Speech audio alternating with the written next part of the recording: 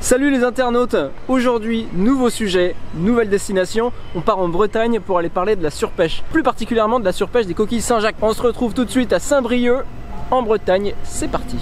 Je viens d'arriver à Saint-Brieuc en Bretagne, ce coup-ci j'ai pris ma trotte, donc là je me dirige vers le skatepark de Saint-Brieuc, faire une petite session vite fait, pépère, histoire de se dégourdir un peu les jambes parce que le trip était long quand même. J'ai passé la journée dans les transports, je suis parti ce matin à 6 h, donc là il est temps de se dégourdir les patounes.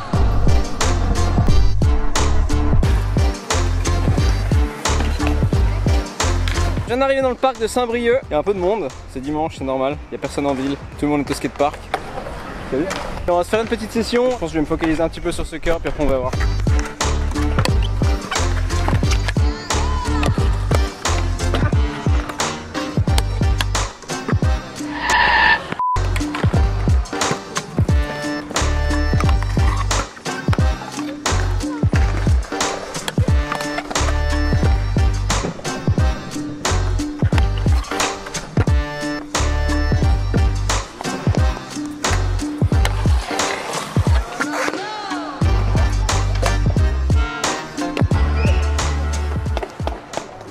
Trouver un petit caméraman pour me filmer là. Merci mec.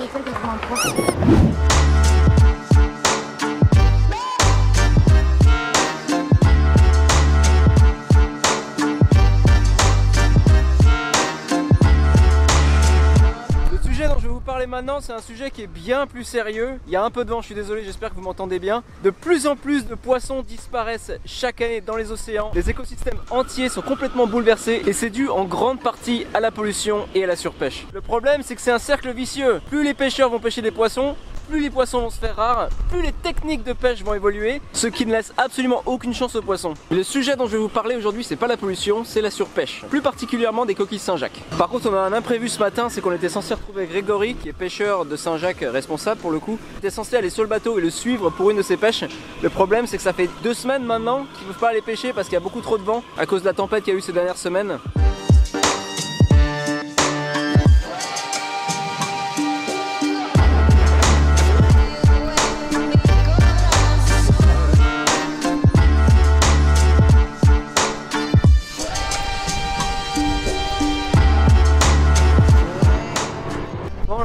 Il y a un petit changement de programme, on va quand même essayer d'aller faire la pêche malgré le vent.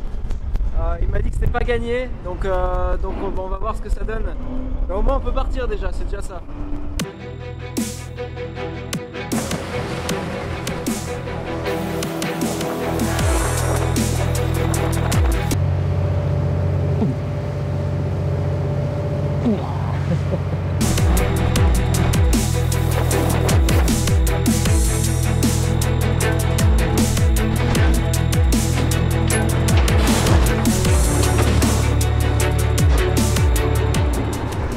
Structure en métal qu'on voit là, c'est ce qui va racler le fond. Ouais. C'est des gros radeaux. J'ai vu qu'il y avait des gros trous comme ça, en fait c'est pour faire la sélection, c'est ça? Voilà. D'accord. Hop là.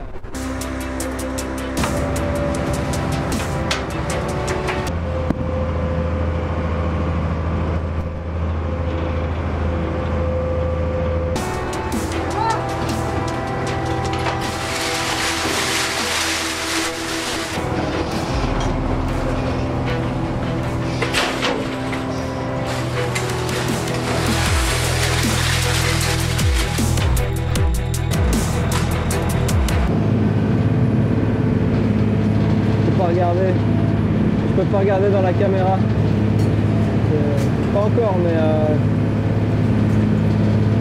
ça, je sais pas comment il fait. Moi j'arrive déjà même pas à rester comme ça sans avoir la gerbe, et lui il est en train de tout trier. Dès que les premières Saint-Jacques sont pêchées, il faut absolument les trier et remettre à la mer les plus petites, exactement là où ils les ont pêchées, pour qu'elles puissent continuer à se développer. Ils n'ont que 45 minutes pour tout pêcher, donc il faut aller très très vite. Et c'est ça qu'on appelle la pêche responsable.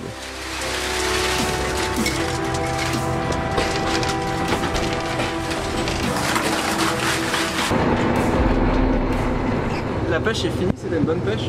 Non, c'est pas terrible aujourd'hui. C'est presque la moitié moins que les marées d'avant. En général, ils arrivent à récupérer entre 1,2 tonne et 1,3 tonne de Saint-Jacques par pêche. Je lui ai ensuite demandé comment se passait la surveillance et s'il y avait beaucoup d'abus. Ici, nous, on s'impose des surveillances, on paye l'avion pour nous surveiller. D'accord.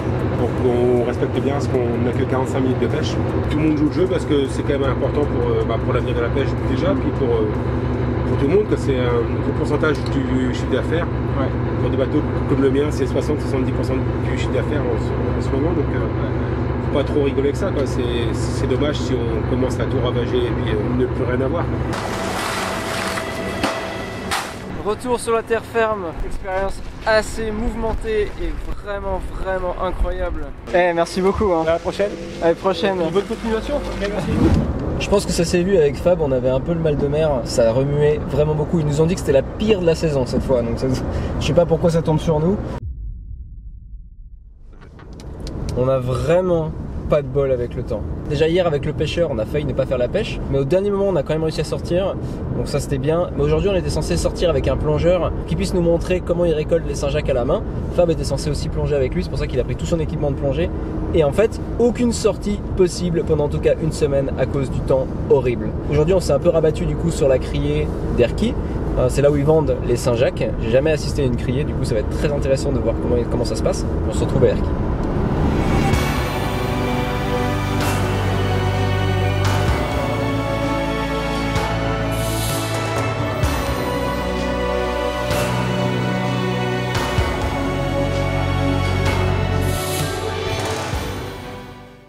Alors nous venons d'arriver à Erquy pour la criée. La criée, si vous ne savez pas ce que c'est là où ils vendent les poissons ou en l'occurrence aujourd'hui les coquilles Saint-Jacques. Je sais pas si vous m'entendez, il y a du vent. On va aller voir comment ça se passe lors de la vente des coquilles Saint-Jacques. C'est parti. C'est à quelle heure? La vente était à 14h30. Vous avez dit 17, ok. Non, mais ça dépend des jours. Hier c'était à 19h, aujourd'hui 14h30, demain 14h30. Demain 14h30. Et les bateaux arrivent au moins 4 heures avant. Ok, merci beaucoup. Bon bah c'était à 14h30, l'info qu'on nous avait donnée hier était fausse. On nous a dit que ça a commencé à 5h, là il est 5h05 et en fait non, c'était à 2h. Demain on ira à Tinduuf pour la suite. Bon en attendant on va aller se reposer un petit peu parce que c'était un peu la course aujourd'hui quand même.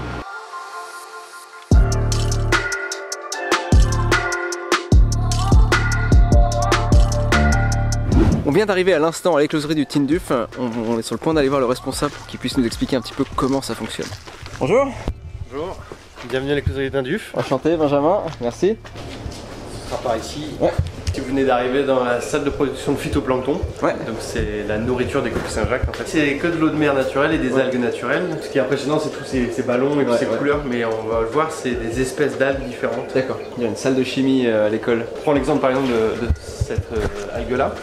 Oui, tout ça ici, en fait, c'est la même espèce, mais à des stades de concentration différentes. D'accord. L'importance, on disait, de ces différentes algues, c'est qu'elles ont des qualités nutritionnelles différentes. Pour les enfants, manger équilibré 5 fruits et légumes frais. Et ben, nous, c'est un peu pareil ici. Les larves vont manger 5 espèces différentes. Donc nous, on prend des prélèvements là-dedans, qu'on contrôle au microscope. On va voir la qualité des algues et aussi compter la concentration qu'il y a dans chaque ballon. Une nutrition saine et équilibrée, c'est aussi important pour les Saint-Jacques. Tout à fait.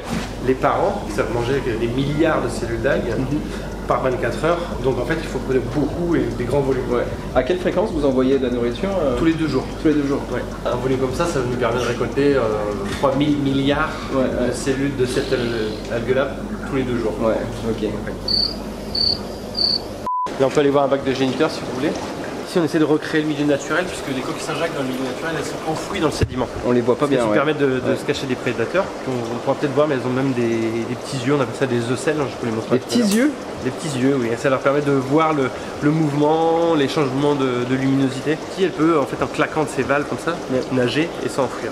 Après elle va pas partir très loin, mais elle peut s'enfuir quand même et essayer d'échapper à son prédateur. Et je savais pas qu'une Saint-Jacques c'était aussi vif que ça quoi. Vous verrez qu'elles peuvent claquer et elles peuvent être vives. D'accord, ok. Elles maturent, elles fabriquent leurs œufs, leurs spermatozoïdes qui vont nous servir en fait à faire la fécondation et donc à avoir des petites larves. Là vous avez encore un mélange d'algues. On va essayer d'en prendre une pour voir si elle veut bien se montrer. Vous voyez la pousse blanche là, c'est la croissance qu'elles ont fait depuis qu'elles sont rentrées dans l'écloserie. Ah ouais. Mais déjà ici, je sais pas si vous voyez, on voit des petits points comme des petites perles ici là. Il y en a là en fait. Ah ouais, dedans, ouais. C'est leurs yeux entre guillemets. Ah, voilà. Wow. Voilà, donc là. Vous voyez une partie orange là, vous voyez ça? La partie orange. Ouais. Ça ce sont donc la gonade, donc c'est l'appareil reproducteur de la coquille Saint-Jacques. Okay. Ouais. Et la grosse partie blanche c'est le muscle, ce qui lui permet en fait de se mouvoir, de s'ouvrir, se fermer. Et c'est ça qu'on mange et qui est bon. D'accord. Voilà. Ah. Oh. Comment ça fonctionne avec les closeries et les pêcheurs? Dans les années 1950, il se pêchait jusqu'à 2500 tonnes de coquilles par an en rade de Brest. Sauf qu'à l'époque, il n'y a pas de limite à la pêche vraiment. Donc il y a eu de la surpêche, mais c'est surtout un événement climatique qui a été important. L'hiver 62-63, il a fait très très froid. Ce froid intense, qui a duré des semaines en fait, a décimé complètement les stocks de coquilles Saint-Jacques. Et à la fin des années 70, il ne restait plus que 30 tonnes. On est passé de 2500 tonnes à 30 tonnes. Donc tout s'est écroulé. En gros, les pêcheurs ne pêchaient plus de coquilles Saint-Jacques en rade de Brest. Donc les professionnels de la pêche et les comités des pêches se sont posé la question qu'est-ce qui pourrait être fait pour reconstituer un stock, peut-être pas équivalent à ce qu'il y avait avant, mais au moins qu'il soit exploitable de façon durable. Ils ont travaillé ensemble pour trouver une technique qui permettrait en fait de remettre du naissain en mer. Donc le naissain, c'est des petites coquilles Saint-Jacques, pour reconstituer un stock. Et ils se sont dit, une fois qu'on aura atteint un certain stock, ça devrait relancer la reproduction. Les stocks ont commencé à remonter. Chaque gisement est autogéré. Les pêcheurs ont des commissions, ils se gèrent en temps de pêche, en quantité, ainsi de suite. C'est les pêcheurs qui vont s'acquitter d'une licence qui vont leur permettre d'acheter ces naissins. Le fonctionnement. Voilà, il n'y a plus de financement public depuis les années 90 à peu près. Et tout le monde respecte cette Il y a une obligation. Si vous venez pêcher, il faut demander une licence et vous êtes obligé de payer cette licence. D'accord. Que vous soyez d'accord ou pas. Vous imaginez comment l'avenir au niveau des Saint-Jacques? Le but c'est pas de produire plus, de faire plus d'argent. D'accord, c'est que ce soit durable. Durable, c'est vraiment le maître mot ici. L'avenir, je la sens potentiellement difficile. Pourquoi? Par rapport au réchauffement climatique. Là, cet hiver, on a eu énormément de tempêtes. L'été dernier, on a eu des températures ici de 23,5 degrés en rade de Brest, qui est extrêmement chaud pour nous. Pour certains, non, mais en tout cas pour nous, oui. Au-dessus de 23-24 degrés, ce serait plus possible de faire la Saint-Jacques ici, par exemple. Du tout? Non. C'est plein de petites modifications qu'on ne contrôle pas encore et qu'on ne maîtrise pas bien sur quel va être l'avenir par rapport à ça. D'accord. Merci beaucoup. De rien, avec grand plaisir. À bientôt. À bientôt. Et puis bon courage. Merci. En tout cas, si j'ai appris quelque chose durant cette expédition, c'est que si on continue à vider les océans comme ça, il restera absolument plus rien. De retour en Suisse, loin de la mer, même si on a le lac juste à côté, j'ai découvert énormément de choses ces 4 derniers jours. Moi je connaissais juste la Saint-Jacques dans l'assiette, par contre je connaissais pas du tout le business qu'il y avait autour. Et ça a été super intéressant de partir avec ces pêcheurs en mer, voir comment ils pêchent. J'ai pu constater que le problème de la surpêche en Bretagne était en quelque sorte réglé, mais que c'était loin d'être le cas dans le reste du monde. Les pêcheurs de Bretagne sont hyper responsables, ils font tout pour pouvoir pratiquer leur métier le plus longtemps possible. La question maintenant ça va être de savoir quelles seront les conséquences du réchauffement climatique sur les Saint-Jacques et donc sur leur business. J'espère que vous aurez appris des trucs et on se retrouve la semaine prochaine pour une nouvelle vidéo. C'était Benji pour On a marché sur la terre. A plus souvent.